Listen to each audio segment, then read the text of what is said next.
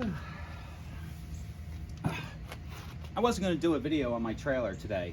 I hadn't actually planned on doing a video on the trailer at all. Long story short, my father bought this in 1999. It's a Star.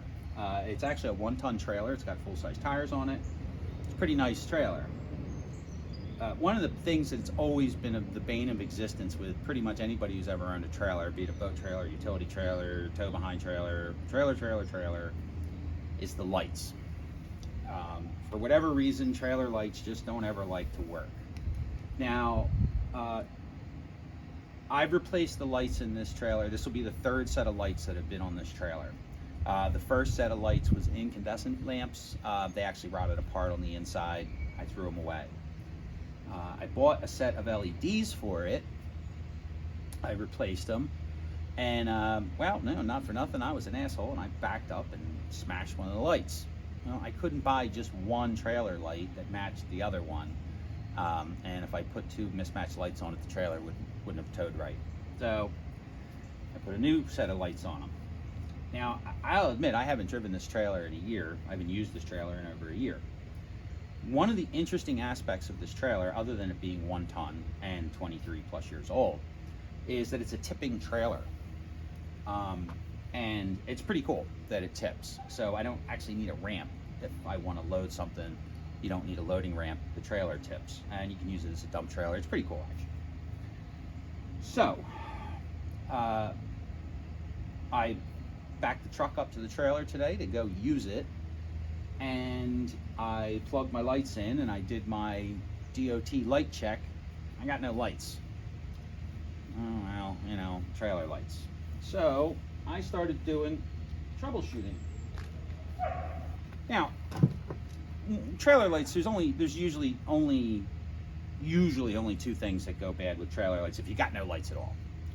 One is the plug. Now, I will admit this is the original 23-year-old plug that was on here, and it's a little janky. It was a little screwed up. It was packed full of corrosion. So I get my little trailer light brush kit out, I clean all the fittings, and then I clean all the fittings on this thing. If you don't have one of these, just go buy one. They're like 25 bucks, 30 bucks. This one came with the truck. Chances are if you own a truck that has a trailer package on it, it's got this in it. This is a 7-pin to a 5-pin.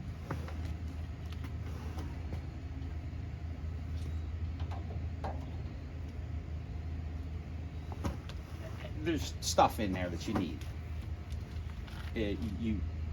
There's stuff in there that you need. Just buy the damn thing. I got into a fight with a customer one time about that. Insisted I rewire his whole truck because he didn't want to spend $35 on that plug. At the end of the day, I rewired the whole truck, and the trailer light still didn't work because the computer wouldn't recognize it. But another story for another day. So I got no lights. I checked my grounds. I have out all my troubleshooting equipment here today. I've got my trusty multimeter. I've got my power probe. I've got a pair of dikes. I go through the whole wiring harness. I can back probe with my power probe. I can back probe the lights. I got lights. I hook up the ohm meter at the trailer hitch. I've got no connectivity, or I've got no continuity between anything. I got no continuity between the front of the trailer and the back of the trailer. I understand LEDs, blah blah blah. It still should flow electricity. It still should have some kind of continuity through it. Maybe low. It's a pretty decent multimeter. I got nothing. So I cut the wires in the back, power it all back up. I've got lights running power from the light to the power, from the power probe right there at the light. I've got power when I supply power. Up here, I've got no circle.